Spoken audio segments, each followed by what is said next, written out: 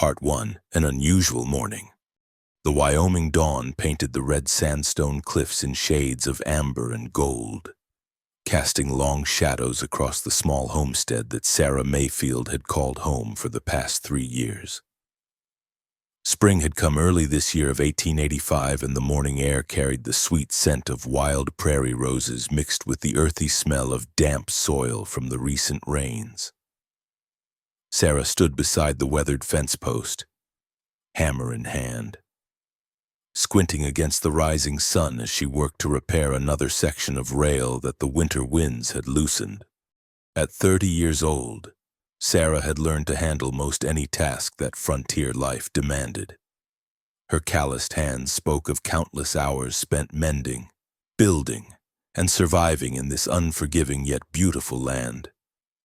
The simple cotton dress she wore, faded blue with careful patches at the elbows, had seen better days, but it moved easily with her as she worked.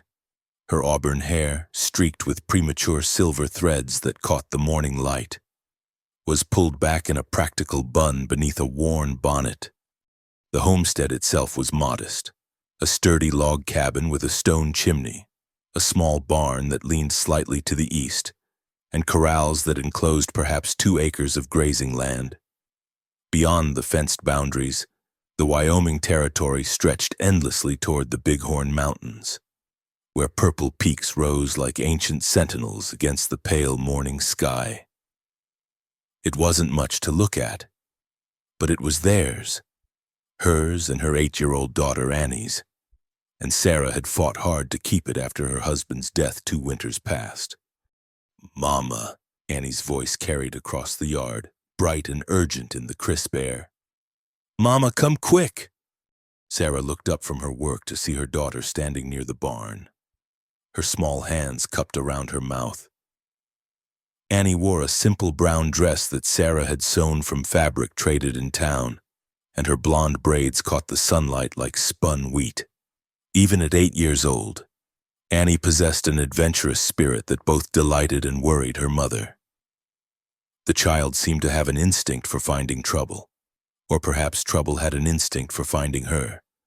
"What is it, sweetheart?" Sarah called back, setting down her hammer and wiping her hands on her apron. "It's Buttercup." Annie pointed toward the rocky canyon that began just beyond their eastern boundary. "She's running toward the canyon, Mama. She's never done that before." Sarah's heart gave a small lurch.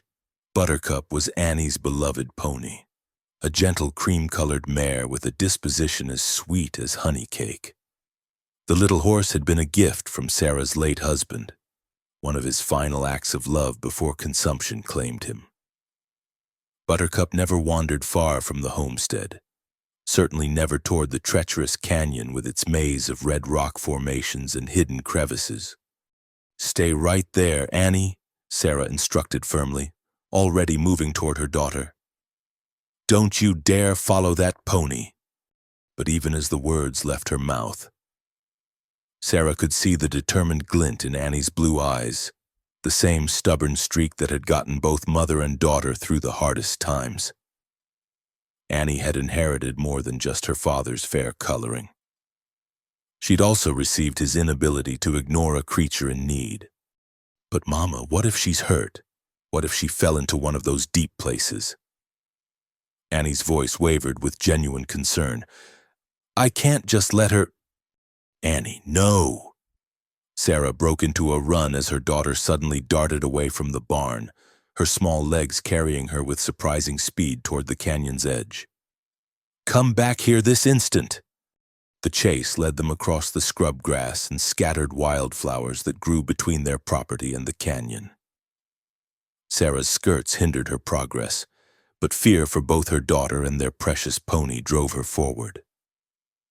The ground here was uneven, marked by prairie dog holes and loose stones that could turn an ankle or worse.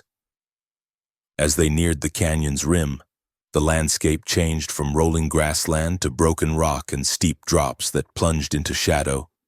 Sarah caught up to Annie just as her daughter came to an abrupt halt about 20 feet from the canyon's edge. The child stood perfectly still, one small hand pressed to her mouth, staring down into the rocky depths below. "Annie, what?" Sarah began, but her words died as she followed her daughter's gaze. There, perhaps 30 feet down a steep slope of loose shale and red sandstone, lay a man. He was motionless, sprawled at an awkward angle near a cluster of weathered boulders. A horse, a fine-looking bay gelding, stood nearby, reins dragging, saddle askew.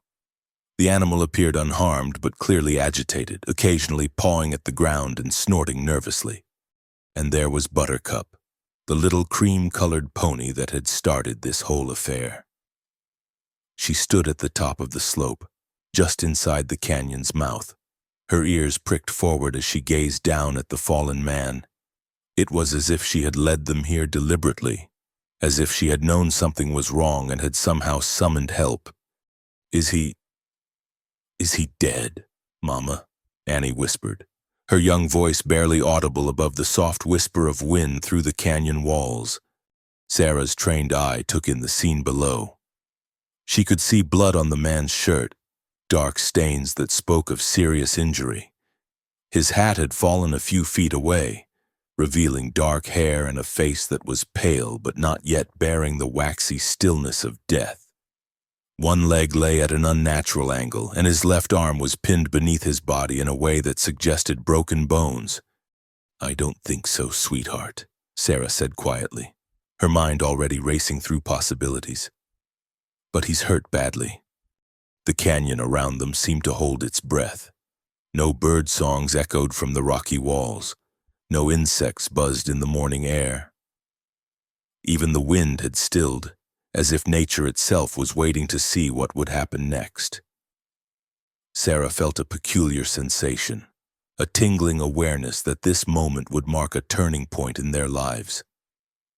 She had learned to trust such feelings during her years on the frontier, where intuition often meant the difference between safety and disaster.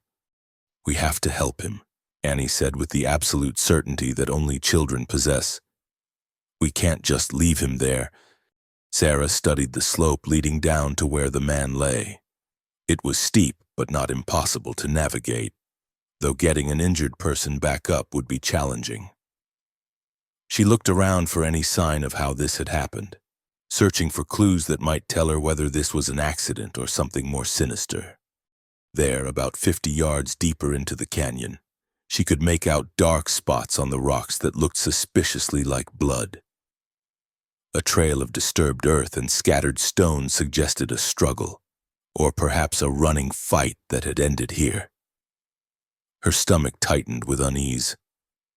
In this part of Wyoming, a man didn't often end up injured and alone by accident. "Hey, Mama," Annie tugged at her sleeve. "What are we going to do?" Sarah looked down at her daughter's upturned face, seeing trust and expectation there. Annie had never known a world where her mother couldn't fix whatever was wrong, couldn't make everything better with patience and hard work. The responsibility of that faith weighed heavily on Sarah's shoulders, especially in moments like this when the right choice wasn't clear. She glanced back toward their homestead, visible in the distance as a small cluster of buildings against the vast prairie. They were alone out here, as they had been for months. The nearest neighbor lived 8 miles south, and the town of Red Rock was a full day's ride away. If this man was to have any chance of survival, it would depend on what she and Annie could do for him in the next few hours. "We're going to help him," Sarah said finally, her voice steady despite the uncertainty churning in her chest. "But we're going to be very careful about it. This could be dangerous. Annie, do you understand?" Annie nodded solemnly, her blue eyes wide but determined. "I understand, Mama, but we have to try." Sarah took a deep breath and began planning their descent into the canyon, unaware that this decision would change everything they thought they knew about their quiet life on the Wyoming frontier. Above them, Buttercup whinnied softly, as if approving of their choice, while the red canyon walls seemed to lean closer, keeping their secrets hidden in shadow and stone. Part 2. The Stranger and a Difficult Decision. The descent into the canyon proved treacherous. Sarah went first, testing each foothold on the loose shale before allowing Annie to follow. Her worn leather boots slipped twice on the crumbling rock, and she had to grab at stunted juniper bushes to keep from tumbling down the slope. Behind her, Annie moved with the natural agility of youth, her smaller frame allowing her to navigate the narrow ledges more easily than her mother. "Careful now, sweetheart," Sarah called over her shoulder as they neared the bottom. "Watch where you step. Some of these rocks aren't as solid as they look." The injured man lay about 10 feet from where they reached level ground. Up close, Sarah could see the extent of his injuries more clearly, and her heart sank at what she found. Blood had soaked through his cotton shirt, spreading from what appeared to be a wound in his left shoulder. His right leg was definitely broken. She could tell by the unnatural angle of his boot. Most concerning was the deep gash across his forehead, still seeping blood into his dark hair. But he was breathing. His chest rose and fell with shallow, irregular movements that told her he was fighting to stay alive. "Is he going to be all right, Mama?" Annie whispered, kneeling carefully beside the stranger's head. "I don't know yet, darling." Sarah knelt on the man's other side, her hands hovering uncertainly over his injuries. She had some experience with doctoring. Frontier life demanded it, but nothing quite this serious. "We need to see how bad he's hurt." She began her examination methodically, the way her own mother had taught her years ago. The shoulder wound appeared to be from a bullet. Though the bleeding had mostly stopped, the head injury was probably from his fall. And while it looked frightening, it didn't seem to have cracked his skull. The broken leg would be painful but not fatal if set properly. "He's strong," she murmured, more to reassure Annie than from any medical certainty. "His pulse is steady enough." As if responding to her voice, the stranger's eyelids fluttered. A low groan escaped his lips, and his right hand moved slightly, fingers closing around a handful of sandy soil. "Sir?" Sarah leaned closer, keeping her voice gentle but clear. "Sir, can you hear me? You've been injured, but you're safe now." His eyes opened slowly, revealing irises the color of winter steel. For a moment they were unfocused, seeing nothing, but gradually awareness returned to them. His gaze found Sarah's face and held it, searching and wary. "Who?" His voice was barely a whisper, rough and strained. "Where?" "My name is Sarah Mayfield," she said calmly. "This is my daughter Annie. We found you here in the canyon. You're badly hurt. Do you remember what happened?" He tried to sit up and immediately gasped in pain, his face going even paler. Sarah placed a gentle but firm hand on his uninjured shoulder. "Don't try to move just yet. Tell me your name first." "Thomas," he managed after a moment. "Thomas Hale." His eyes darted around the canyon walls, then back to her face. How long have I been here?" "We don't know. We found you maybe 20 minutes ago." Sarah glanced toward his horse, which had moved closer and was now cropping at the sparse grass growing between the rocks. "That your horse over there?" Thomas nodded slightly, then winced at the movement. "Ranger. Good horse. Stayed with me." "What happened to you, Mr. Hale?" Sarah asked, though she was already forming her own suspicions based on the evidence around them. Thomas's jaw tightened, and for a moment she thought he wouldn't answer. His eyes found Annie, who was watching him with the unguarded compassion that children possessed, and something in his expression softened. "Ambush," he said finally. 3, maybe 4 men, pretended to be traitors, but... He closed his eyes, as if the memory pained him. "They wanted my horses, I breed them. You see, have a ranch about 40 miles northeast of here. Was bringing 6 prime animals to sell in Laramie when they hit me. Where are the horses now? Sarah asked, though she suspected she already knew the answer. Gone. The word came out flat and bitter. Scattered or stolen, I reckon. I tried to fight them off, but... He gestured weakly at his injuries. Ranger and I made it this far before I passed out. Sarah looked around the canyon floor more carefully now, her trained eye picking out details she had missed before. There, scuff marks in the dirt that could be from multiple horses, dark stains on the rocks that extended well beyond where Thomas lay.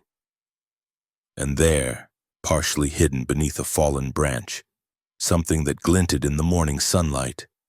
Annie, stay with Mr. Hale, she instructed, rising to investigate. What she found made her blood run cold. It was a brass cartridge case, recently fired. And beyond it, another, then another. The evidence painted a clear picture of violence, a running fight that had ended with Thomas falling into this canyon while his attackers rode off with his valuable horses. When she returned to Thomas's side, she found him trying once again to sit up, his face tight with pain and determination. Easy there, she said, kneeling beside him. You're not going anywhere with that leg. I have to, he insisted through gritted teeth. They could come back, finish what they started. You and your daughter shouldn't be here, it's not safe. Let me worry about that, Sarah replied firmly. Right now. We need to get you out of this canyon and somewhere we can properly tend to your injuries. She pulled out the rope she had brought, having anticipated the difficulty of getting an injured man back up the slope. But looking at Thomas's condition, she realized it would be impossible for him to climb even with assistance. Buttercup, Annie said suddenly. Sarah turned to look at her daughter, who was pointing toward the little pony still standing at the top of the slope. We could use Buttercup to pull him up, Annie continued. Like when Papa used to drag the big logs to the woodpile. It was actually a sensible idea. The pony was small but strong, and the slope, while steep, wasn't impossibly so. Sarah studied the terrain, calculating angles and anchor points. That might work, she mused. Mr. Hale, do you think you could stay conscious while we drag you up that slope? Thomas managed a weak smile. I'll try, ma'am. Not much choice, is there? The process took nearly an hour. Sarah fashioned a makeshift travois using branches and rope, then carefully positioned Thomas on it, trying to immobilize his broken leg as best she could. Buttercup, bless her gentle heart, seemed to understand the seriousness of the situation and followed Sarah's commands perfectly, providing steady, measured pull as they hauled Thomas up the canyon wall. By the time they reached level ground, all 3 of them were exhausted. Thomas had mercifully passed out halfway up, sparing him the worst of the pain. Sarah's arms ached from guiding the travois around rocks and obstacles, and even Annie was breathing hard from her efforts to help. Now what, Mama? Annie asked as they paused at the canyon's rim. Sarah looked toward their homestead, then back at the unconscious man who had quite literally dropped into their lives. Every instinct told her to load him onto a wagon and take him straight to town, to the doctor and the sheriff. That would be the sensible thing to do, the safe thing. But something held her back. Maybe it was the way he had looked at Annie with such gentleness despite his pain. Maybe it was the fact that he had stayed conscious long enough to warn them of possible danger. Or maybe it was simply that she had been alone for so long that she had forgotten what it felt like to have someone else to worry about besides Annie. We're taking him home, she decided, just until he's strong enough to travel. Annie's face lit up with approval, but Sarah held up a cautioning hand. This is serious business, Annie. Mr. Hale seems like a good man, but we don't really know anything about him. And there might be bad men looking for him. Do you understand what that means? Annie nodded solemnly. It means we have to be careful. But it also means we can't just leave him, right? Papa always said we help folks when they need it. Sarah felt a familiar tightness in her throat at the mention of her late husband. James would indeed have insisted on helping, regardless of the risk. It was one of the things she had loved most about him, his inability to turn his back on someone in need. "All right then," she said, beginning to fashion a better harness for Buttercup. "Let's get him home." The journey back to the homestead took another 2 hours, with Sarah walking alongside the travois to steady it over the rough ground.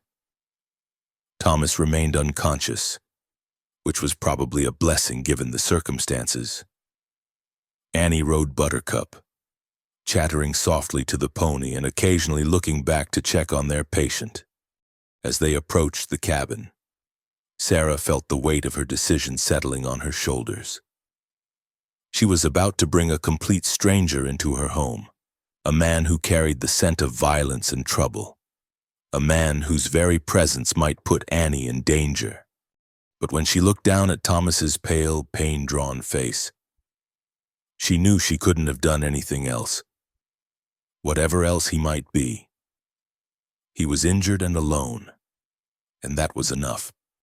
"Help me get him inside, sweetheart," she told Annie as they reached the cabin door. "And then we'll see about making our unexpected guest as comfortable as possible." As they maneuvered the travois through the doorway, Sarah couldn't shake the feeling that life as she had known it was about to change forever. For better or worse, Thomas Hale had become part of their story now. All that remained was to discover what kind of man he truly was beneath the blood and pain, and whether her decision to help him would prove to be an act of Christian charity or the biggest mistake of her life. Part 3. The secret stays in the house. Thomas Hale spent the first day drifting in and out of consciousness on Sarah's own bed, which she had insisted he use despite his weak protests. She and Annie made do with blankets spread on the floor near the fireplace, a small sacrifice that seemed insignificant compared to the man's obvious suffering.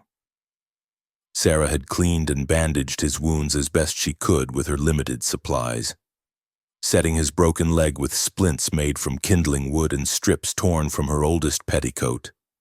It was on the second morning that Thomas finally remained awake long enough for proper conversation. Sarah was stirring a pot of rabbit stew when she heard his voice. Stronger now, but still rough around the edges.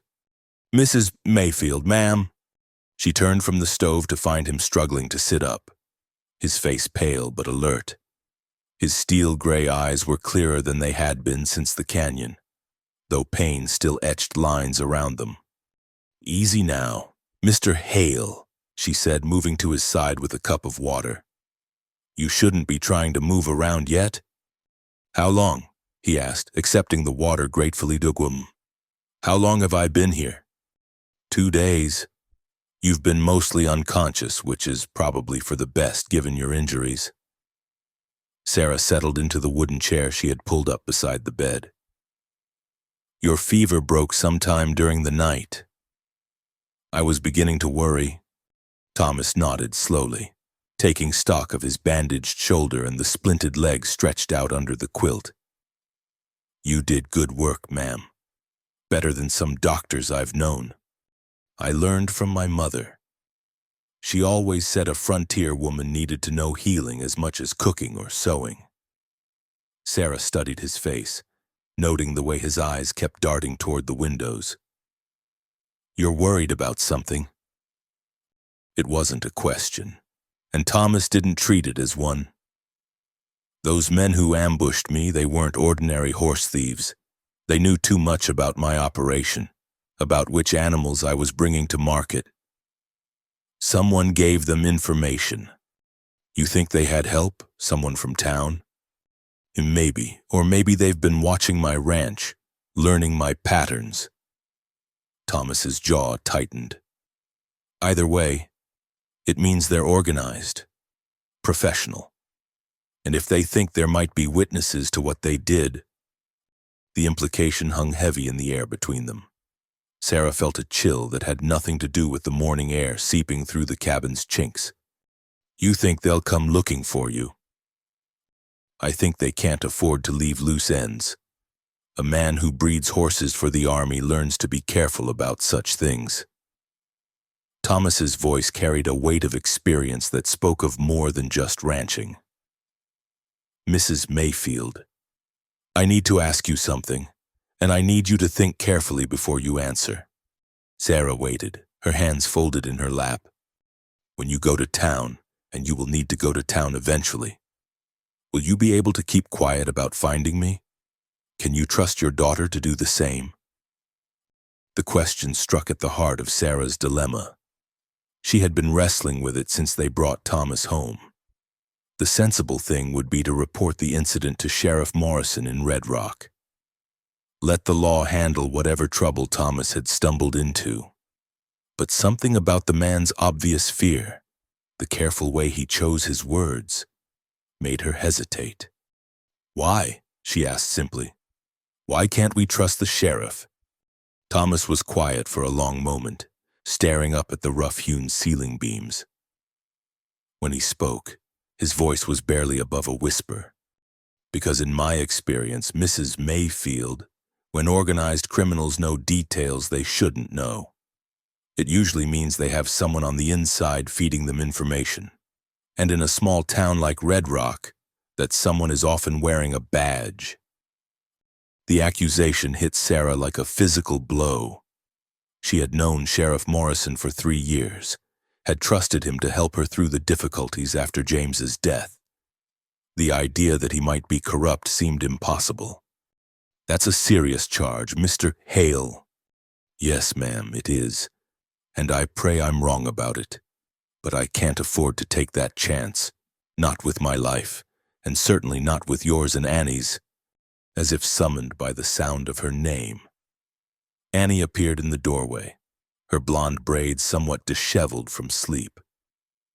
She had taken to checking on Thomas first thing each morning, her 8-year-old heart apparently having decided he was now part of their small family. Is Mr. Thomas feeling better today? She asked, patting across the floor in her bare feet. Much better. Little miss? Thomas replied, his stern expression softening into something approaching a smile. Thanks to you and your mama taking such good care of me. Annie beamed at the praise, then grew serious. Mama, when Mr. Thomas gets well, is he going to go away? Sarah felt the question like an arrow to her chest. She had been trying not to think about that inevitability.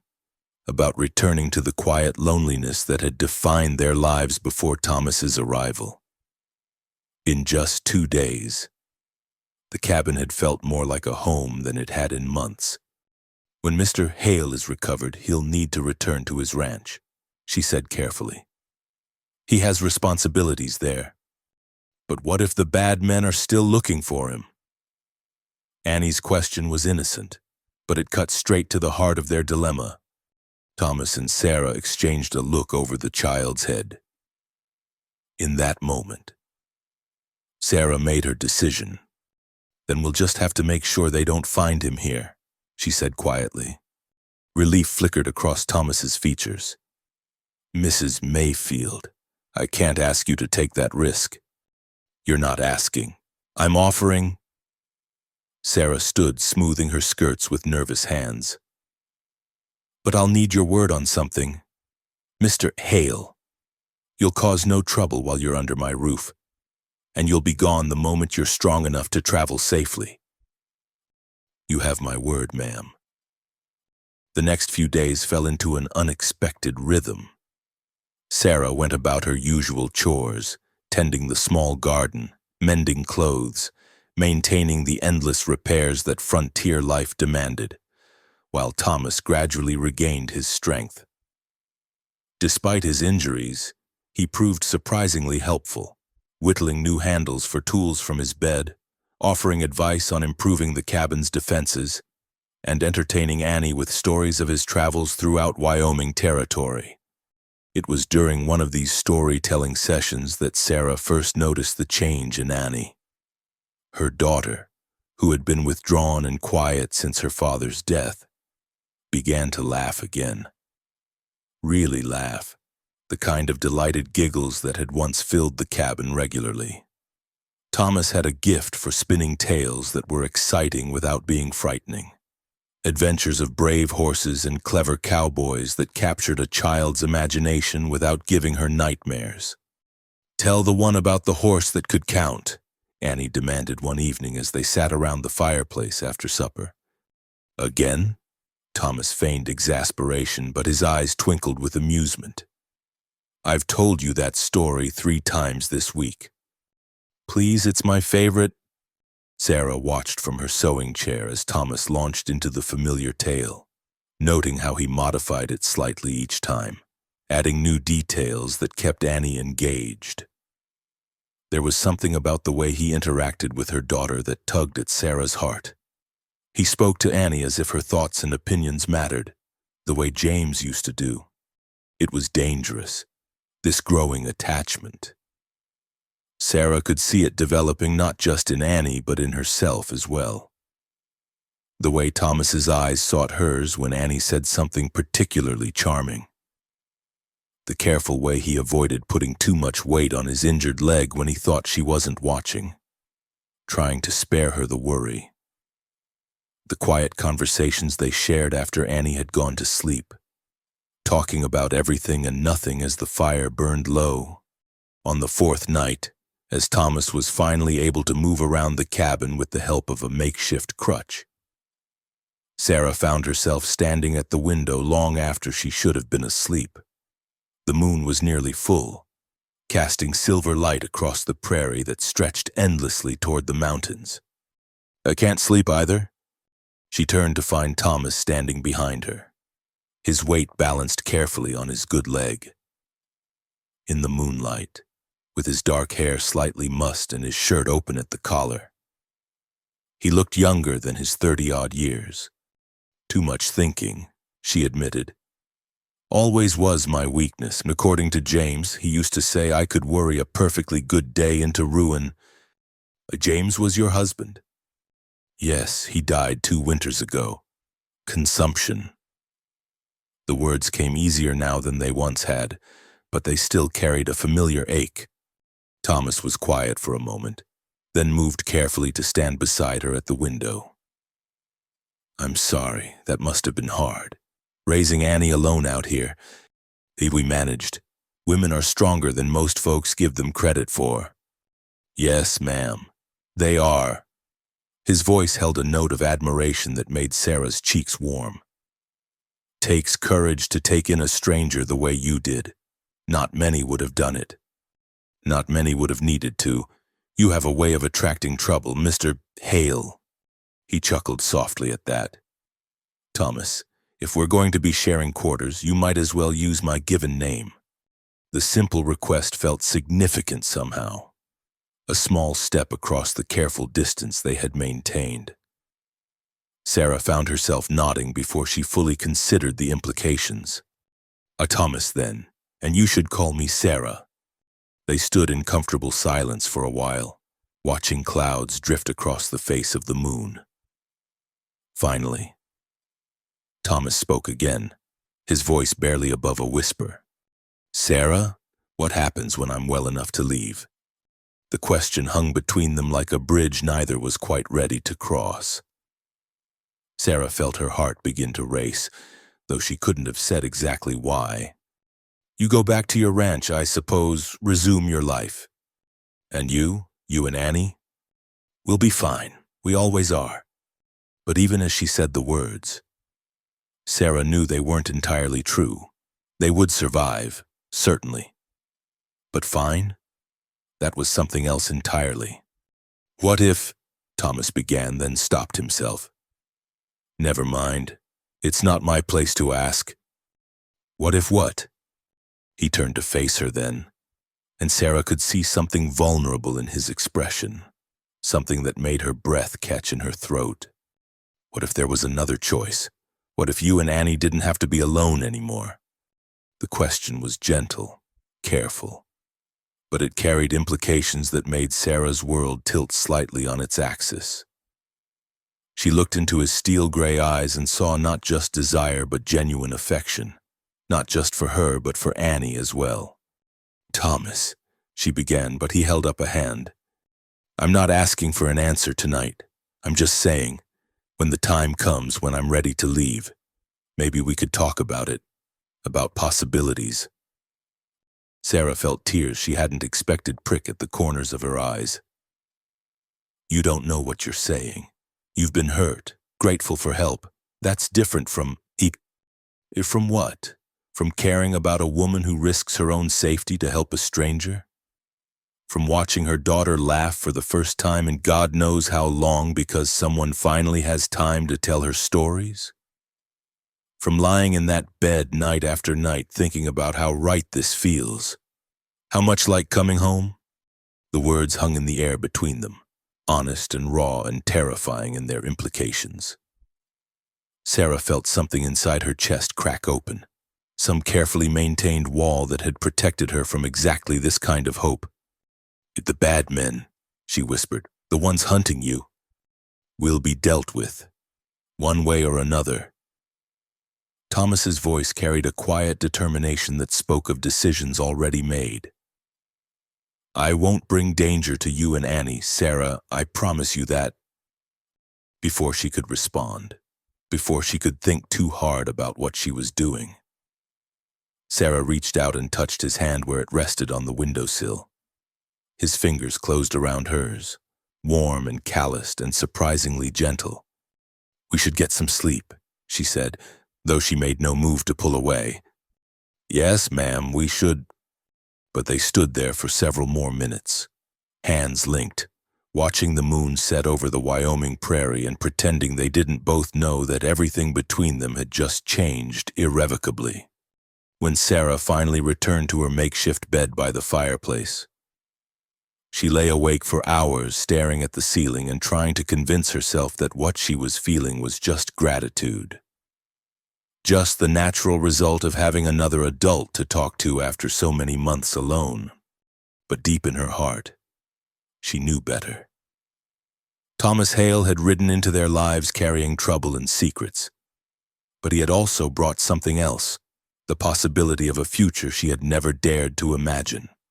The question now was whether she would be brave enough to reach for it when the time came. Part 4. Shadows drawing closer.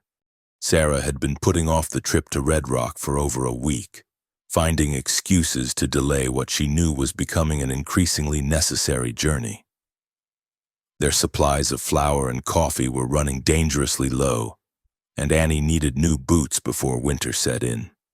But more than that, she needed to test the waters, to see if anyone in town was asking questions about strangers or missing horse breeders. Thomas had been walking without his crutch for 3 days now, though he still favored his healing leg. His shoulder wound had closed cleanly, and the angry red lines that had spoken of potential infection had faded to pink scars. He was strong enough to defend himself if needed, which made Sarah's decision to leave him alone with Annie somewhat easier. "I should be back before sundown," she told him as she hitched their old mare, Dolly, to the wagon. "There's cold beef and biscuits for lunch, and Annie knows to stay close to the house." Thomas nodded, his eyes scanning the horizon with the automatic wariness that had become second nature since his arrival. "I'll keep watch. Anyone comes calling who shouldn't. We'll be ready." The ride to Red Rock took most of the morning, giving Sarah plenty of time to rehearse the casual conversation she hoped to have with the shopkeepers and townspeople. She needed information without appearing to seek it, needed to gauge the mood of the town without arousing suspicion. Red Rock was typical of frontier settlements, a single main street lined with businesses that served the scattered ranches and homesteads within a day's ride. The general store, the saloon, a small church, and a handful of other essential establishments clustered together like prairie dogs seeking safety in numbers. At the far end of the street stood the sheriff's office, a squat building of weathered lumber with iron bars on the windows. Sarah's first stop was Morrison's General Store, where she had traded for years. Ezra Morrison was a thin, nervous man who seemed to know everyone's business in the territory, making him an excellent source of information. "Why, Mrs. Mayfield," Ezra looked up from his ledger with genuine pleasure. "Haven't seen you in town for weeks. How are you and little Annie getting along?" "We're managing just fine, Mr. Morrison." Sarah began selecting items from the shelves, keeping her voice casual. "Though I admit it's been quiet out our way. Haven't seen much traffic on the road lately." "Quiet's good, I suppose, though there's been some troubling news from up north." Ezra leaned closer, lowering his voice conspirationally. "Sheriff Morrison, no relation, mind you, just happened to share the name. He's been asking questions about some horse thieves working the territory." Sarah's pulse quickened, but she kept her expression mildly interested. "Horse thieves? That's concerning. Any ranchers around here been hit?" "Not local folks, thank the Lord. But there was a fellow from up near the Montana border, name of—" Ezra frowned, trying to recall. "Hale, I think it was. Thomas Hale. Had himself a fine breeding operation from what I hear. Sheriff says he disappeared about 2 weeks ago, along with a string of valuable animals." "Disappeared?" Sarah carefully measured coffee beans into a bag, grateful for the task that kept her hands busy. "What happened to him?" "Nobody knows for certain. Could be he was robbed and— well, you know how these things sometimes end. Could be he took his horses and headed for California. Decided to start fresh somewhere else. Sheriff's keeping an open mind about it." The casual way Ezra mentioned the possibility of Thomas simply leaving struck Sarah as odd. If a man had truly been attacked by thieves, wouldn't the assumption be that he was dead rather than that he had absconded with his own property? "Has Sheriff Morrison been able to track these thieves?" she asked. "Oh, he's been trying. Bless him. Riding all over creation, following leads. Just yesterday he was asking around about strangers in the area, folks who might have seen something suspicious." Ezra's eyes sharpened slightly. "You haven't noticed anyone unusual out your way, have you? Mrs. Mayfield?" The question seemed innocent enough, but something in the storekeeper's tone made Sarah's spine stiffen. Was this casual curiosity, or had someone specifically asked him to probe for information? "Can't say that I have," she replied smoothly. "Though to be honest, we keep pretty close to home. Annie and I don't see much of anyone unless they come right up to the door." Ezra nodded, apparently satisfied. "Well, if you do see anything strange, you be sure to let the sheriff know. These are dangerous times for folks living alone." Sarah completed her purchases and loaded them into the wagon, her mind racing. The conversation had raised more questions than it answered. Why was Sheriff Morrison so quick to suggest that Thomas might have simply run off? And why was he asking about strangers in the area instead of focusing on known criminals? Her next stop was the blacksmith shop, where she hoped to gather more information. Jake Sullivan was a taciturn man who rarely spoke unless directly questioned, but he heard everything that went on in town. "Afternoon, Jake," she called as she entered the smoky interior of the smithy. Jake looked up from the horseshoe he was shaping, sweat gleaming on his massive forearms. "Mrs. Mayfield, what can I do for you?" "I need a few nails for some fence repair. Jake, Mr. Morrison was telling me about some trouble with horse thieves. You heard anything about that?" The blacksmith's hammer paused in its rhythm. "Some. Sheriff's been asking questions like I told him. Don't know nothing about no missing horse breeder. But I'll tell you what I told him. There's been some unfamiliar horses through here lately. Good stock, too good for the men riding them, if you catch my meaning." Sarah felt her blood chill. "What do you mean?" "Had 3 fellows come through about 10 days ago. needed shoes for their mounts. Horses were quality animals. But the men... Jake shook his head. Rough types, not the kind who usually own breeding stock. Asked too many questions about local ranches. Who lived where? How many people in each household?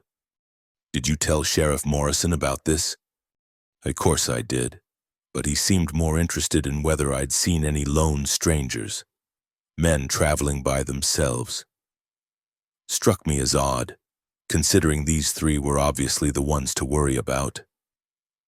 The pieces of a disturbing picture began falling into place in Sarah's mind. 3 men asking questions about local households, while the sheriff focused on finding a lone stranger. It suggested either incompetence or something far worse. "Are these 3 men?" she asked carefully. "Did they say where they were headed?" "South," they claimed. But I saw them ride out and they headed northwest toward the canyon country. Figured they were lying about their destination, though I couldn't say why. Northwest toward the canyon, toward her homestead. Sarah felt a cold knot form in her stomach. She paid for the nails and left the smithy, her mind churning with implications. As she walked back toward her wagon, she noticed a familiar figure emerging from the sheriff's office. Sheriff Morrison himself, a stocky man with graying hair and a badge that caught the afternoon sunlight. "Mrs. Mayfield," he called, raising a hand in greeting. "Good to see you in town. How are things out at your place?" Sarah forced a smile, though her nerves were singing with tension. "Fine, Sheriff. Just fine. Glad to hear it. These are troubling times, what with thieves and such roaming the territory. I worry about folks living alone, especially women with children." His pale eyes studied her face intently. "You haven't noticed anything unusual lately, have you? Strange riders, men asking questions?" Men. The question was almost identical to the one Ezra Morrison had asked, and delivered with the same careful casualness that didn't feel casual at all. "No, Sheriff, we keep pretty quiet out there." Of course, but if you do see anything at all, you'll let me know right away, won't you? Day or night, doesn't matter. Your safety and Annie's is my primary concern." There was something in his tone, a pressure beneath the words, that made Sarah's skin crawl. She nodded politely and excused herself, climbing onto the wagon with relief. The ride home seemed longer than usual, and Sarah found herself constantly looking over her shoulder, scanning the horizon for signs of pursuit. The conversations in town had confirmed her worst fears. Someone was definitely looking for Thomas, and that someone might well be Sheriff Morrison himself. When she finally reached the homestead, the sun was touching the western mountains, painting the sky in shades of orange and purple. She was surprised to see Thomas waiting for her in the yard, his posture alert and tense. "Thank God you're back," he said, helping her down from the wagon. "We need to talk." "What's wrong? Where's Annie?" "She's inside, safe, but we had a visitor this afternoon." Sarah's heart skipped. "Who?" "A Buttercup came home about an hour after you left, muddy and scratched up like she'd been running through brush. Had fresh cuts on her legs and belly. Nothing serious, but definitely new." Thomas's expression was grim. Someone or something spooked her badly enough that she ran through thorns to get home. It could have been a wolf, or... That's what I thought at first. But then I found these. He led her to the side of the house, where the ground was still soft from recent rains. There, clear as daylight, were the tracks of shod horses. Several of them. "They came right up to the house?" Sarah whispered. "Close enough to look in the windows, I'd guess. But they didn't stay long, and they didn't try to get inside. Almost like they were checking to see who was home." Sarah felt the world tilt around her. "Thomas, I think we're in serious trouble." She told him about her conversations in town, about the sheriff's pointed questions and the 3 suspicious men the blacksmith had described. With each detail, Thomas's expression grew darker. "It's worse than I thought," he said when she finished. "If Morrison is working with them, we can't trust anyone in town. And if they're scouting the area, checking homesteads, they're looking for you." "Looking for witnesses," Thomas corrected grimly. "Anyone who might have seen what happened in that canyon." The implication hit Sarah like a physical blow. It wasn't just Thomas they were after now. It was anyone who might know he had survived the ambush. "We have to get you out of here," she said. "Not we. Me." Thomas turned to face her fully. "Sarah, I want you to pack whatever you and Annie can carry and ride to town tonight. Stay at the hotel. Tell people I forced you to help me at gunpoint, then escaped. Make it clear you never saw my face clearly, couldn't identify me." "Absolutely not." Sarah's voice was steady despite the fear coursing through her veins. "I'm not abandoning you, and I'm not lying to protect myself at your expense." "Sarah, please. These men won't hesitate to hurt you or Annie if they think you're a threat. Then we'll just have to make sure they don't get the chance." Thomas stared at her for a long moment, then shook his head with what might have been admiration or exasperation. "You're the most stubborn woman I've ever met." "I prefer determined. Now, what do we need to do to be ready for them?" As if in answer to her question, Annie's voice called from inside the house, high and frightened. "Mama, Mr. Thomas, there are riders coming." Sarah and Thomas exchanged a look of grim understanding. Their time for preparation had just run out. "Get inside," Thomas said quietly, his hand moving instinctively toward the gun belt he now wore constantly. "And whatever happens, Sarah, remember, you were never given a choice in any of this." But as they hurried toward the house, Sarah knew that wasn't true. She had been given a choice, and she had made it the moment she decided to help a wounded stranger in a canyon. Now, for better or worse, they would face the consequences together. Part 5. Preparing for the storm. The riders turned out to be a false alarm, 2 cowhands from the Henderson Ranch looking for strayed cattle. But their brief visit served as a stark reminder of how exposed the homestead truly was. After the men left with friendly waves and promises to keep an eye out for any trouble, Thomas and Sarah stood in the yard watching the dust settle, both acutely aware of how easily those riders could have been enemies. "We can't keep living like this," Sarah said quietly, her arms wrapped around herself against the evening chill. "Jumping at every sound, afraid of every visitor." "No, we can't," Thomas agreed. "Which is why we need to be ready for when they do come." The next 3 days passed in a blur of careful preparation. Thomas had sent a message through a trusted contact, a half-breed scout named Joseph Littlebear who owed him a favor, to Deputy Marshal William Crawford in Cheyenne. Crawford was one of the few lawmen Thomas knew he could trust completely, a man whose integrity was beyond question. But Cheyenne was 5 days' hard ride away, and there was no guarantee the message would reach Crawford in time to help. Meanwhile, Thomas began transforming the peaceful homestead into something resembling a fortress. He moved with the methodical precision of a man who had faced danger before, checking sight lines from the windows, repositioning furniture to provide better cover, and carefully inventorying their weapons and ammunition. "Where did you learn all this?" Sarah asked one afternoon as she watched him fashion what appeared to be a tripwire from nearly invisible fishing line. Thomas paused in his work, his hands still for a moment. "I wasn't always a horse breeder, Sarah. During the war, I served with the 1st Wyoming Cavalry.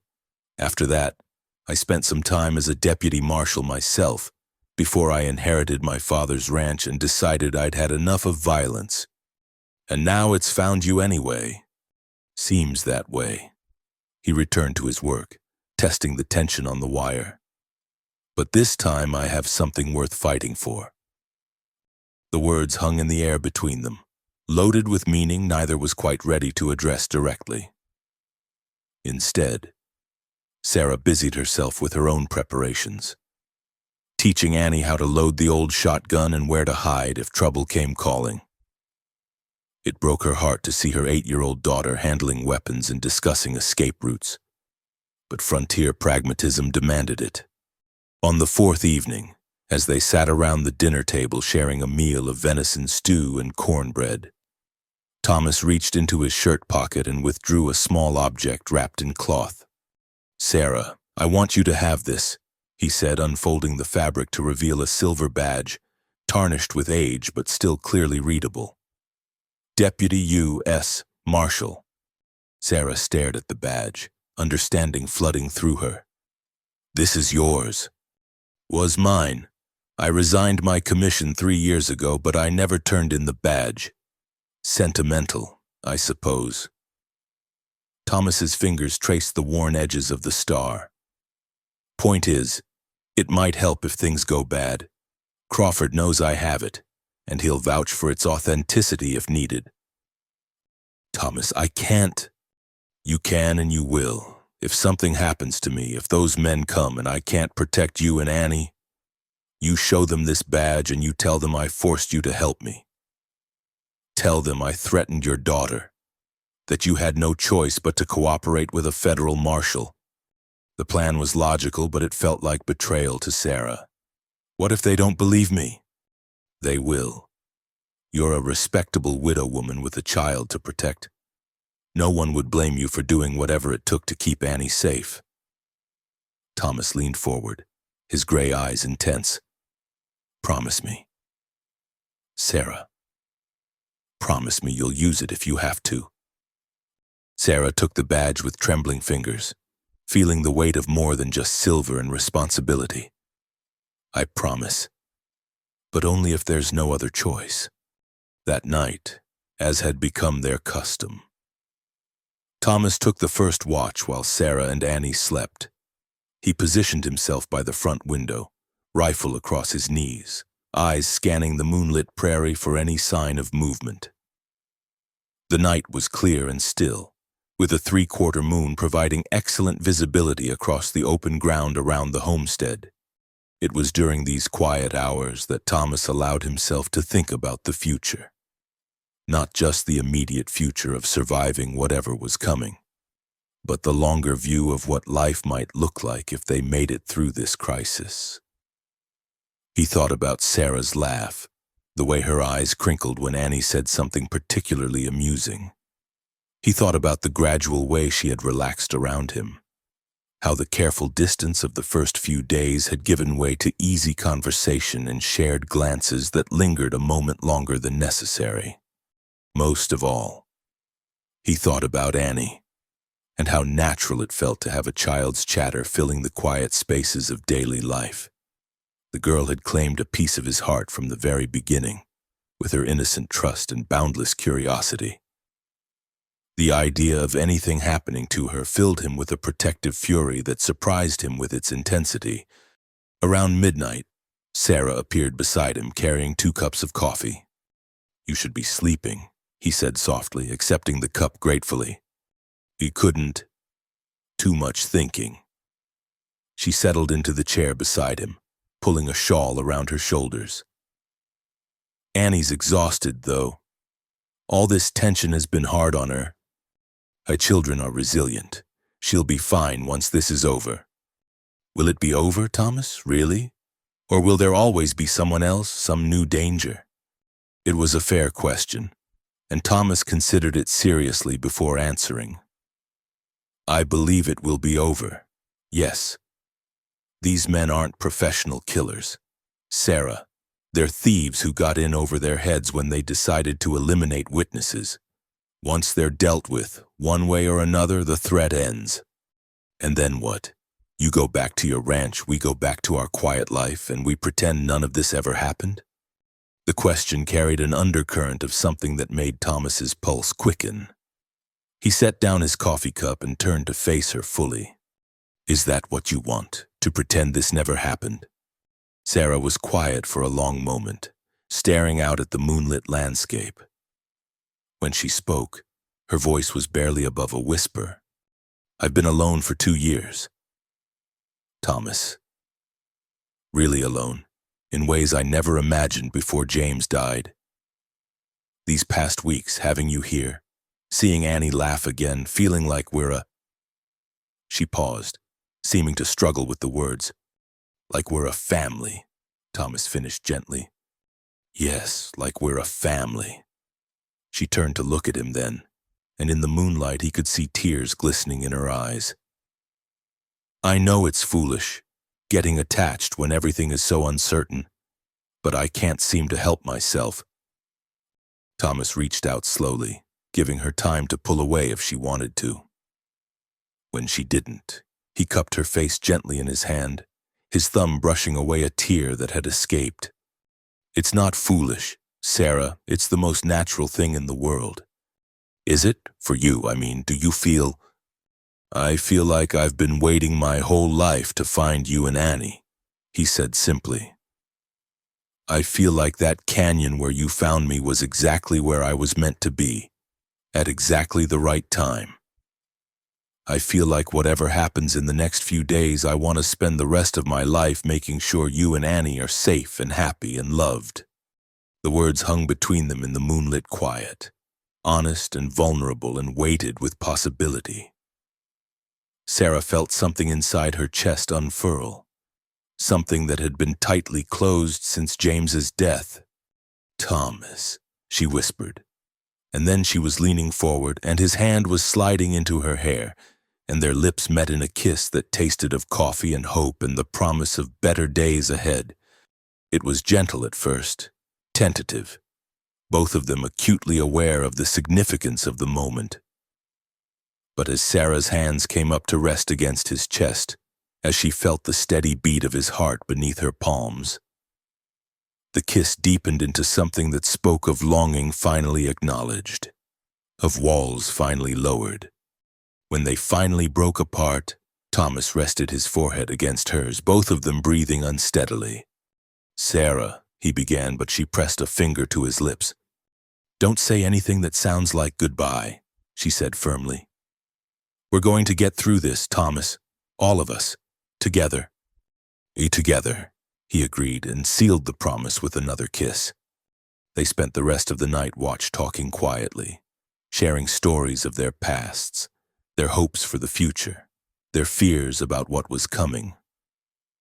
As dawn approached, painting the eastern sky in shades of pink and gold, they felt the strange peace that sometimes comes before a storm, the calm certainty of two people who have found each other just in time. It was Sarah who spotted the dust cloud first, a thin line on the horizon that spoke of multiple riders approaching at speed. Thomas, she said quietly, not wanting to wake Annie but knowing their time of preparation was over.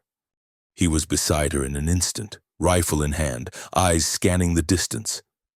How many do you think? Hard to tell, at least 3, maybe more. Thomas nodded grimly. Get Annie up, but keep her calm. Remember what we practiced. She goes to the root cellar and stays there no matter what she hears. You take the shotgun and cover the back door. What about you? I'll handle the front. He turned to look at her one more time, memorizing her face in the early morning light. Sarah, if this goes wrong... It won't, she said firmly. It can't. We have too much to live for now. As the riders drew closer, close enough now to count, 4 men, armed and riding hard, Thomas made his final preparations. He checked his weapons, positioned himself where he could see out but remain mostly hidden, and sent up a silent prayer for the safety of the woman and child who had become more precious to him than his own life. Whatever came next, he would face it with the knowledge that he had found something worth fighting for. And that, he thought as the sound of hoofbeats grew louder, was more than many men could say. The storm was about to break, but for the first time since this whole ordeal began, Thomas Hale felt ready for it. Part 6. Night of Rain and Hoofbeats. The riders who appeared at dawn turned out to be legitimate travelers. A family heading west whose wagon had broken down 5 miles back. Thomas helped them repair their axle while Sarah provided breakfast, both of them maintaining careful normalcy while their nerves sang with tension. It wasn't until the family departed with grateful waves that Thomas and Sarah allowed themselves to breathe again. "Coup false alarm," Sarah said, but her voice carried no relief. "This time," Thomas replied grimly. "But it shows how exposed we are here. When they do come, we'll have no warning until they're practically at the door." The day passed with agonizing slowness. Thomas continued his preparations, fashioning additional tripwires around the property's perimeter and checking his weapons for the dozenth time. Sarah tried to maintain some semblance of normalcy for Annie's sake, but the child was too perceptive to be completely fooled. "Mama, why do you keep looking out the windows?" Annie asked as they prepared the evening meal. "Just checking the weather, sweetheart. Looks like we might get some rain tonight." It wasn't entirely a lie. Dark clouds had been building on the western horizon all afternoon, and the air carried the heavy feeling that preceded a storm. If trouble was coming, it would likely arrive under cover of darkness and foul weather, exactly the conditions Thomas had been dreading. As sunset approached, Thomas made a decision he had been postponing. "Sarah, I need to tell you something, and I need you to listen carefully without arguing." She looked up from the bread dough she was kneading, recognizing the serious tone in his voice. "What is it?" "If they come tonight, when they come tonight, you need to be prepared for the possibility that I won't make it through." "Thomas, don't!" "Let me finish." He moved to stand beside her, his hands covering hers on the wooden work surface. "If something happens to me, you take Annie and you ride to Cheyenne. Don't go to Red Rock. Don't trust Sheriff Morrison. Find Deputy Marshal Crawford, William Crawford, and you tell him everything that's happened. He'll protect you." Sarah's hands stilled under his. "Nothing is going to happen to you." "Maybe not, but we have to be realistic about the odds here. It's 4 armed men against 1, and they have the advantage of choosing when and how to attack." "It's not 1 against 4, Sarah said quietly. "I can handle a shotgun, and I'm not planning to hide in the root cellar while you face them alone." Thomas felt his heart clench at her words, equal parts admiration for her courage and terror at the thought of her in danger. "Sarah, please, no. We're in this together, remember? You don't get to play the noble sacrifice while Annie and I cower in the dark." Before Thomas could respond, Annie's voice called from the front room. "Mama, it's starting to rain." The storm arrived with Wyoming's typical dramatic flair. What began as scattered drops quickly intensified into a driving downpour that drummed against the cabin's roof and turned the yard into a muddy quagmire. Lightning split the sky in brilliant white flashes, followed by thunder that rattled the windows. "At least the rain will make it harder for them to approach unseen," Thomas said, checking his rifle for the final time.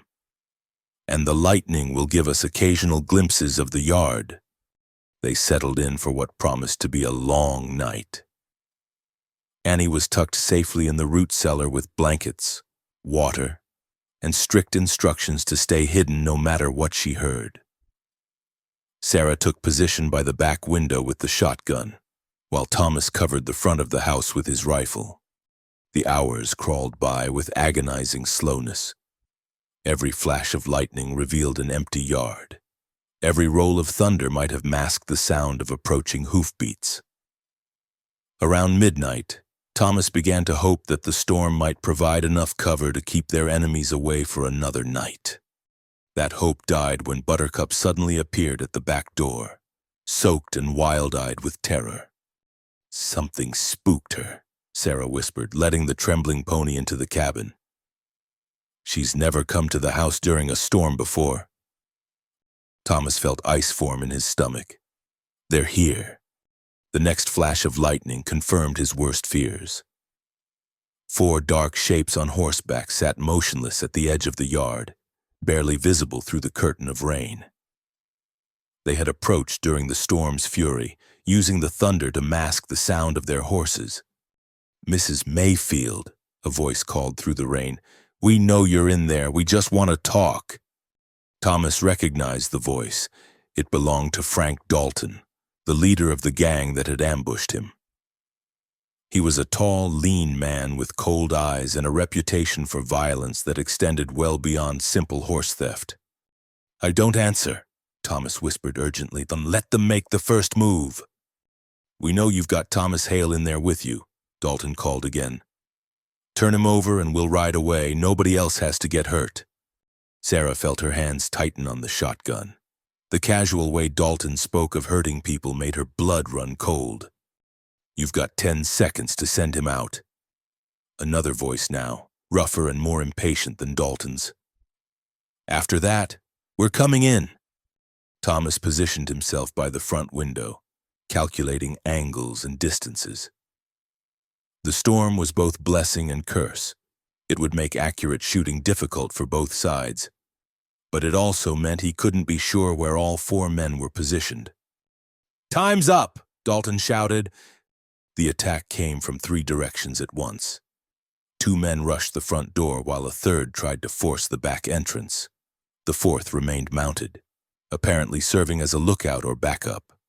Thomas's first shot took down the man charging the front door, but the second attacker reached the entrance and began slamming his shoulder against the heavy wooden barrier. The door shuddered under the assault but held. For the moment, at the back of the house, Sarah heard footsteps on the porch, then the sound of someone trying to force the door. She raised the shotgun with trembling hands, knowing she had perhaps seconds before the intruder broke through. "Sarah," Thomas called over the sound of splintering wood, "whatever happens, don't let them take you alive." The back door gave way with a crash, and a bearded man in a rain-soaked coat stumbled into the kitchen. Sarah didn't hesitate. The shotgun roared, and the man crumpled to the floor with a cry of pain. At the front of the house, the second attacker finally broke through, bursting into the main room with gun drawn. Thomas was ready for him, and the 2 men grappled desperately in the narrow space between the door and the overturned table Thomas had been using for cover. The fight was brief but vicious. Thomas was still recovering from his injuries, but desperation gave him strength. He managed to wrestle the gun away from his attacker and use it to end the threat permanently. "2 down," he gasped, blood running from a gash on his forehead where the man had struck him with the gun barrel. But even as he spoke, the sound of more hoofbeats reached them through the storm. Dalton was calling for reinforcements, or perhaps these were the reinforcements, arriving right on schedule. "How many more?" Sarah asked, frantically reloading the shotgun with shaking hands. "I don't know. Could be 2, could be a dozen." The new arrivals announced themselves with a fusillade of shots that shattered the front windows and sent splinters flying from the cabin's walls. Thomas and Sarah crouched behind their makeshift barricades, waiting for the shooting to stop so they could assess the situation. When the gunfire finally ceased, an unfamiliar voice called out through the rain. "This is Deputy Marshal William Crawford. You men are surrounded. Throw down your weapons and surrender." Thomas felt hope surge in his chest. His message had gotten through after all. Crawford had come, and apparently brought help with him. "You're lying." Dalton's voice carried a note of panic now. "There ain't no marshals out here." "Look around you, Dalton," Crawford replied. "Count the rifle barrels pointing at you from the trees. You've got about 10 seconds to decide whether you want to face a judge or a grave." Through the broken window, Thomas could see Dalton spinning his horse in circles, trying to spot the hidden lawman. Whether Crawford was bluffing about the numbers or not, the psychological effect was immediate. Dalton's remaining men were looking nervously at the surrounding darkness. "Hey, Frank, let's get out of here," one of them called. "This ain't worth dying for." "Shut up," Dalton snarled. but Thomas could hear the uncertainty in his voice. The next few moments stretched like hours. Rain continued to hammer the cabin's roof. Lightning illuminated the scene in stark black and white flashes, and everyone waited to see who would break first. It was Dalton who finally made the decision. "All right, Marshall, we're riding out, but this ain't over." "Yes, it is." Crawford's calm voice carried clearly through the storm. "Drop your weapons and ride out, and I'll give you a 5-minute head start before I come after you. Take the weapons with you, and I start shooting right now." Thomas heard the sound of guns hitting the muddy ground, followed by rapid hoofbeats as the surviving members of Dalton's gang fled into the night. Within minutes, the yard was empty except for the fallen bodies of their attackers. "Thomas, Sarah, you folks all right in there?" "We're fine," Thomas called back, hardly believing it was true. "Come on in." Deputy Marshal William Crawford proved to be a solid, graying man in his 50s with kind eyes and a handlebar mustache. He was accompanied by 2 other deputies and Joseph Little Bear, the scout who had carried Thomas's message. "Sorry it took us so long to get here," Crawford said as he surveyed the damage to the cabin. "We had to track down some of Dalton's associates first, make sure we knew the full scope of the operation." "Is it over?" Sarah asked, still holding the shotgun though her hands had finally stopped shaking. "For you folks, yes, we've been after Dalton's gang for months. They've been working a circuit from Colorado to Montana, hitting ranchers and horse breeders. Your information about Sheriff Morrison was the final piece we needed." "Morrison was involved?" Thomas asked, though he wasn't really surprised. "Up to his neck. He's been feeding information to the gang, telling them which ranchers would be traveling with valuable stock. We arrested him this morning." Crawford's expression was grim. "He won't be bothering anyone else." As the immediate danger passed and the adrenaline began to fade, Thomas felt his knees go weak. Sarah was beside him in an instant, her arm around his waist, supporting him. "You're bleeding again," she said, noticing the fresh stains on his shirt. "I'm fine," he insisted, but he didn't pull away from her support. "Is Annie?" "I'll get her," Sarah said, hurrying toward the root cellar. As Thomas watched Sarah disappear into the back of the house, heard Annie's delighted cry when she realized the danger was over. He felt something settle deep in his chest. They had made it through. All of them. Together. Marshal Crawford was still talking, explaining about the arrests they had made and the stolen horses they had recovered. But Thomas was only half listening. His attention was focused on the sound of Annie's laughter from the kitchen, on Sarah's voice as she reassured her daughter that everything was going to be all right. The storm was passing, both outside and inside the cabin. And for the first time since that morning in the canyon, Thomas Hale allowed himself to believe that the future he had imagined with Sarah and Annie might actually be possible. Part 7. Recovery and New Choices. The morning after the storm dawned clear and bright, as if nature itself was celebrating their survival. Sarah stood in the doorway of the cabin, surveying the damage that daylight revealed. The front door hung askew on its hinges. Both front windows were shattered, and bullet holes dotted the walls like deadly constellations. But they were alive, and that was what mattered. Marshal Crawford and his men had departed before sunrise, taking the bodies of the fallen outlaws and promising to send word when Dalton and his remaining associates were captured. The immediate threat was over, but the work of rebuilding was just beginning. "Looks worse than it is," Thomas said, joining her in the doorway. His left arm was in a makeshift sling. The previous night's struggle had reopened his shoulder wound, but his color was good and his voice was strong. "Does it?" Sarah asked, noting the splintered wood and broken glass scattered across the floor. "Because it looks pretty terrible to me," Thomas chuckled, the sound warm and reassuring in the morning quiet. "Trust me, I've seen buildings that took a lot more damage than this put back together good as new. Most of what's broken here can be fixed with some lumber, glass, and elbow grease. Annie appeared beside them, still in her nightgown but wide awake with excitement. Can I help fix things, Mama? I know how to hammer nails. You will see, sweetheart, Sarah replied, ruffling her daughter's blonde hair. First, let's get some breakfast in everyone. Then we can make a list of what needs doing. The next several days fell into a rhythm of repair and recovery. Thomas, despite Sarah's protests about his injuries, insisted on doing most of the heavy work.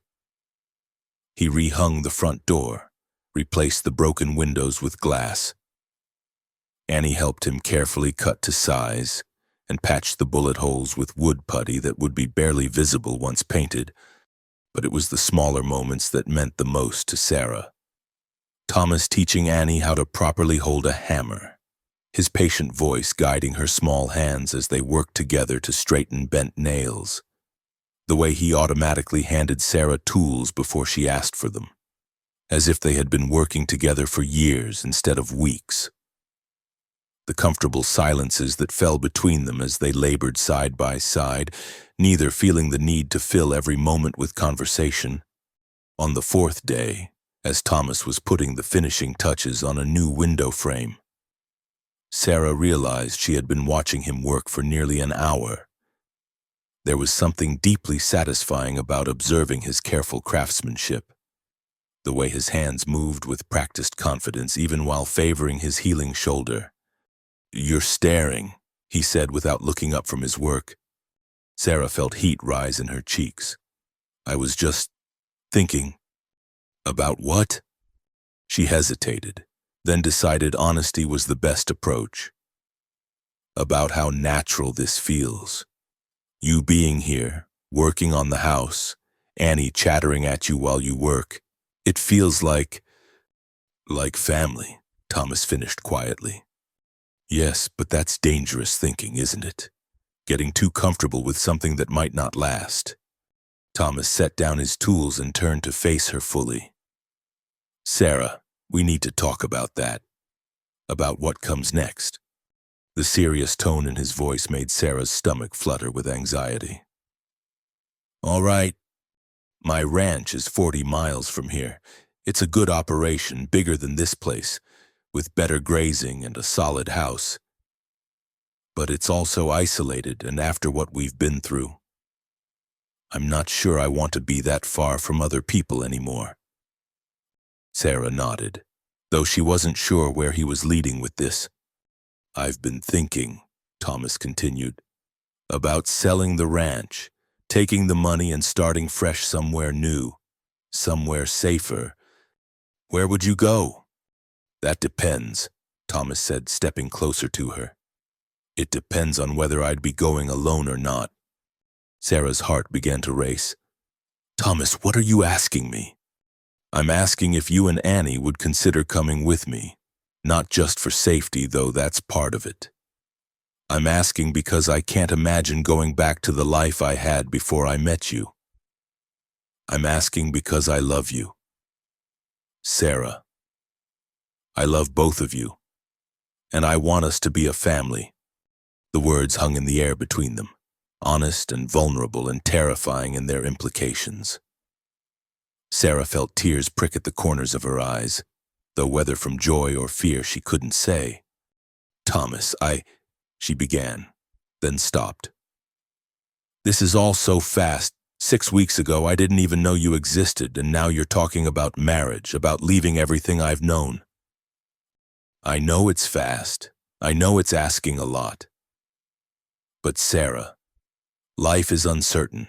We've learned that better than most people ever do. When something good comes along, when something feels right, sometimes you have to have the courage to reach for it. Before Sarah could respond, Annie's voice piped up from behind them. Are you and Mr. Thomas getting married, Mama? Both adults turned to find the 8-year-old standing in the doorway, her blue eyes bright with curiosity and what looked suspiciously like hope. Annie, that's not... We haven't... Sarah stammered. I think it would be wonderful, Annie announced with the absolute certainty that only children possess. Mr. Thomas could be my new papa, and we could all live together, and Buttercup could have friends to play with at his ranch. Thomas knelt down to Annie's level, his expression gentle but serious. Annie, that's a very big decision. It's not just about what I want or even what you want. It has to be what your mama wants too. But she does want it, Annie said confidently. I can tell she smiles different when you're around, and she hums when she's cooking now. She never used to hum. Sarah felt her face burning with embarrassment, but she couldn't deny the truth in her daughter's observations. Thomas had changed something fundamental in their lives, had brought light back to places that had been dark for too long. Annie, why don't you go check on Buttercup? Sarah suggested. Mr. Thomas and I need to finish our conversation. All right, but I hope you say yes, Mama. I really, really hope you say yes. Annie skipped away, apparently confident that the adults would work everything out to her satisfaction. When they were alone again, Thomas stood and took Sarah's hands in his. She's right, you know, about the humming. I've noticed it too. Sarah laughed despite her nervousness. Have I really been that obvious? Only to someone who's been watching you as closely as I have. His thumbs traced gentle circles on the backs of her hands. Sarah, I meant what I said. I love you. I love the way you faced challenges head on, the way you protected Annie and me even when you were terrified. I love your strength and your kindness and the way you make everything feel like home. Thomas, she whispered, feeling her carefully constructed walls finally crumbling completely. I know I'm asking you to take a leap of faith. I know there are no guarantees in life, but I can promise you this.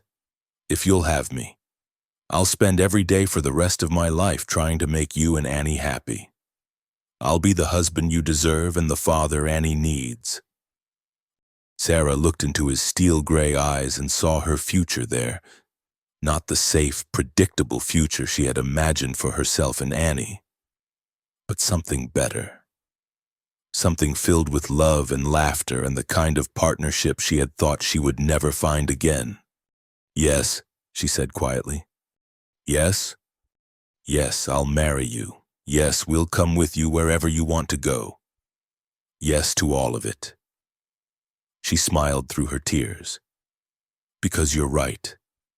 When something feels this right, you have to have the courage to reach for it. Thomas's answering smile was like sunrise after the longest night. He pulled her into his arms, spinning her around in the afternoon sunlight while she laughed with pure joy. When? He asked when he finally set her down. How soon can we make this official?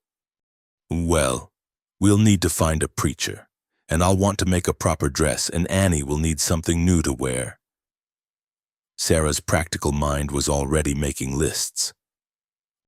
What about next month? We could travel to Cheyenne, have the ceremony there, then decide where we want to settle. Next month, Sarah agreed, then stood on her tiptoes to kiss him properly. But Thomas, wherever we go, whatever we do, it has to feel like this. Like what? Like home, like family, like we belong together. Always, he promised against her lips. That's the easiest promise I'll ever make. As they stood there in the afternoon sunshine, holding each other close while Annie's delighted laughter echoed from the barn where she was presumably sharing the good news with Buttercup. Sarah felt something she hadn't experienced in years. Complete and utter contentment. The cabin still bore the scars of their recent ordeal, and there was still work to be done before they could leave for their new life. But none of that mattered now. What mattered was the feel of Thomas's arms around her, the sound of Annie's happiness, and the knowledge that they had found something precious in the midst of chaos. The little girl who had followed a pony into a canyon that spring morning had indeed found something that changed everything. But it wasn't just Sarah and Annie whose lives had been transformed.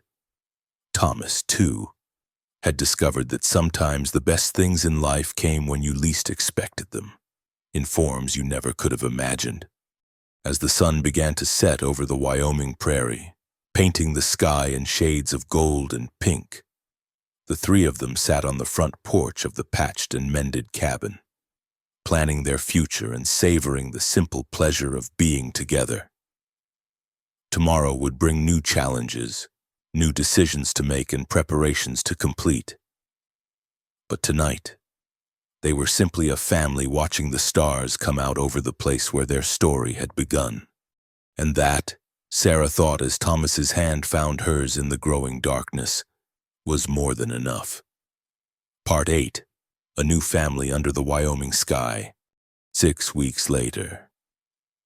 Sarah stood before the mirror in the finest hotel room Cheyenne had to offer, adjusting the pearl buttons on her wedding dress one final time. The gown was simple but elegant, deep blue silk that complemented her auburn hair, with modest sleeves and a fitted bodice that flattered her figure without being improper. She had sewn it herself during the evenings after their daily repairs were finished, working by lamplight while Thomas told stories to Annie or played simple card games with her. "You look beautiful, Mama," Annie said from her perch on the hotel room's single chair. The child wore a new dress of yellow cotton with white lace trim, her blonde hair crowned with a wreath of wildflowers they had gathered that morning. "Papa would have loved to see you so happy." Sarah's throat tightened at the mention of James, but the pain was different now. Softer. Like an old scar that ached in certain weather but no longer dominated her thoughts. "I think he would have liked Thomas," she said quietly. "They're very different men, but they both have good hearts, have good. And they both love us," Annie added with the simple wisdom that children sometimes possessed. "Yes, sweetheart, they both love us very much." A gentle knock at the door interrupted their conversation. "Sarah, it's time," came Thomas's voice from the hallway. Sarah took one last look at herself in the mirror, hardly recognizing the radiant woman who looked back at her. 3 months ago, she had been a lonely widow struggling to maintain a hard-scrabble homestead. Now she was about to marry a man who had literally fallen into her life and changed everything for the better. "I'm ready," she called back, meaning it more than she had ever meant anything in her life.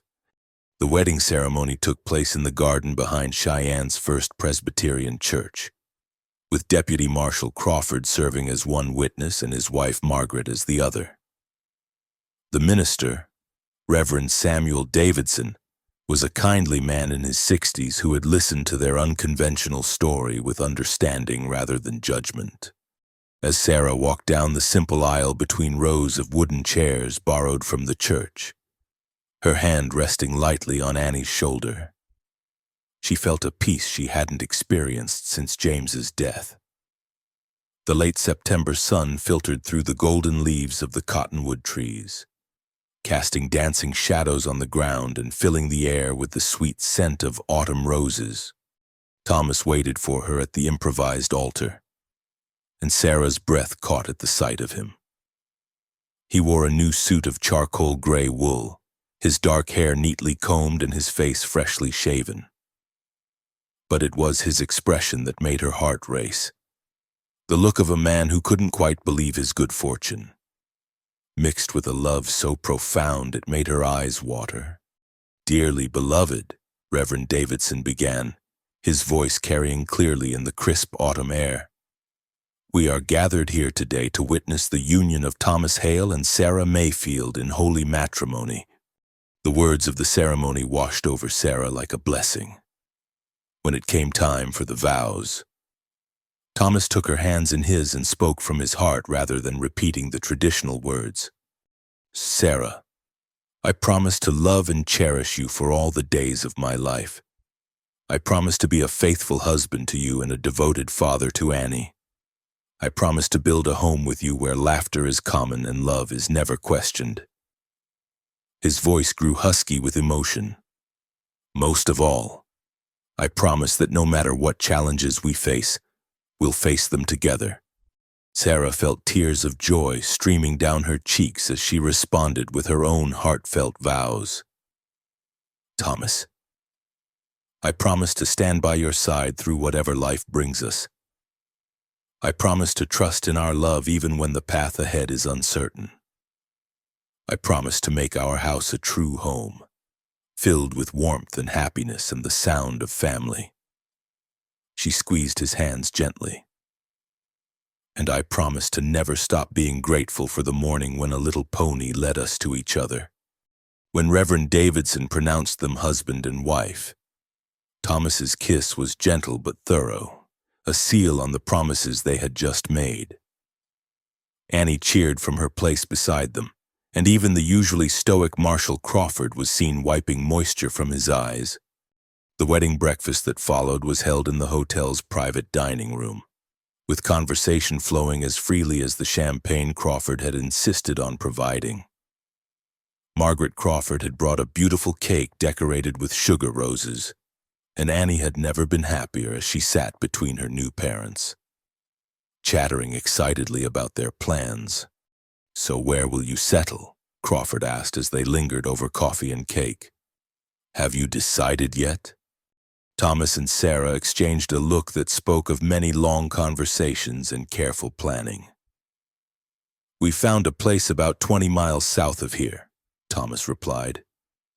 "Good grazing land with a stream running through it, close enough to town for Sarah to have neighbors, but far enough out for privacy. And room for horses," Annie added importantly. "Lots and lots of horses. Thomas is going to continue breeding," Sarah explained. "But on a smaller scale than before, we want a life that's more about family than just business." "Smart thinking," Margaret Crawford said approvingly. "After what you've all been through, you deserve some peace and quiet." "What about your old places?" Crawford asked. "The homestead and the ranch?" "Sold them both," Thomas said. "Used the money to buy the new property outright, no mortgage. We want to start fresh, all of us together." As the afternoon wore on and their small wedding party began to disperse, Thomas, Sarah, and Annie found themselves alone in the hotel's garden. The sun was beginning to set, painting the sky in brilliant shades of orange and pink that reminded Sarah of that first morning when Buttercup had led them to the canyon.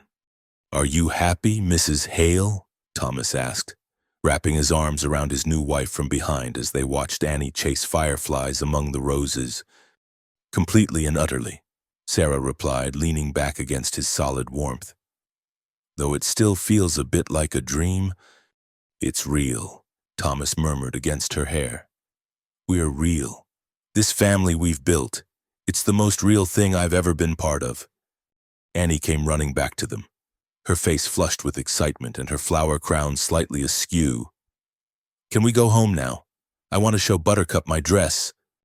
"Home," Sarah repeated softly, loving the sound of the word. Their new ranch was indeed waiting for them, a sturdy house surrounded by rolling pastures where Buttercup could roam freely and where they could build the life they had dreamed of during those long conversations by lamplight. "Let's go home," Thomas agreed. The journey to their new property took 2 days by wagon, with their belongings loaded in back and Buttercup and Thomas's horse Ranger tied behind. They made camp the first night under a canopy of stars so bright they seemed close enough to touch, with Annie sleeping peacefully between her parents and the sound of the horses grazing nearby. "Look at that sky," Sarah whispered to Thomas as they lay listening to the night sounds of the prairie.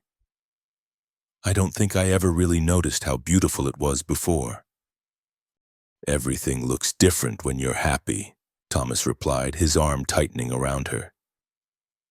"The same view that used to look lonely now looks like freedom. Is that what this is, freedom? The best kind. The freedom to love without fear, to build something lasting, to wake up every morning knowing that the people who matter most are right there beside you." When they reached their new home the following afternoon, Sarah felt her heart swell with anticipation. The house was larger than their old cabin, but still modest. 2 stories of white painted wood with a wraparound porch and dormer windows that looked out over pastures that stretched to the horizon. There was a barn for the horses, a chicken coop, and a vegetable garden already established by the previous owners. "It's perfect," Annie declared, racing up the front steps with Buttercup close behind. "Look, Mama, my pony can see right into my bedroom window." Sarah and Thomas followed more slowly, their hands linked as they approached the threshold of their new life. At the front door, Thomas paused and turned to face his wife. "Sarah Hale," he said, as if testing the sound of her new name. "Ready to start the rest of our lives?" "More than ready," she replied. "But Thomas, whatever happens from here on out, whatever challenges we face or joys we celebrate, I want you to remember something." "What's that?" "That it all started with a little girl following a little pony one morning, and that sometimes the most extraordinary things begin with the simplest acts of kindness." Thomas lifted her in his arms then, carrying her across the threshold while Annie cheered from the porch and Buttercup whinnied her approval. As he set her down in the front hallway of their new home, Sarah looked around at the empty rooms that would soon be filled with furniture and laughter and the countless small moments that make a life. Outside, the Wyoming sky stretched endlessly overhead, vast and blue and full of promise. It was the same sky that had witnessed their first meeting in that rocky canyon, the same sky that had watched over their courtship and their wedding and would continue to watch over their family for all the years to come. "Welcome home, Mrs. Hale," Thomas said softly, sealing the words with a kiss that tasted of hope and happiness and all the tomorrows they would share. Annie's delighted laughter echoed through the empty house as she explored room after room, planning where her bed would go and which window would be best for watching the sunrise. Buttercup had found her way to the kitchen, apparently hoping for an apple or a handful of sugar, and was nuzzling against Sarah's hand with gentle insistence. As Sarah scratched the little pony's ears and listened to her daughter's excitement, and felt her husband's strong arm around her waist, she knew with absolute certainty that they were exactly where they belonged. The journey that had begun with curiosity and desperation had led them to love and belonging, to a future bright with possibility. Under the wide Wyoming sky, the Hale family was finally truly home.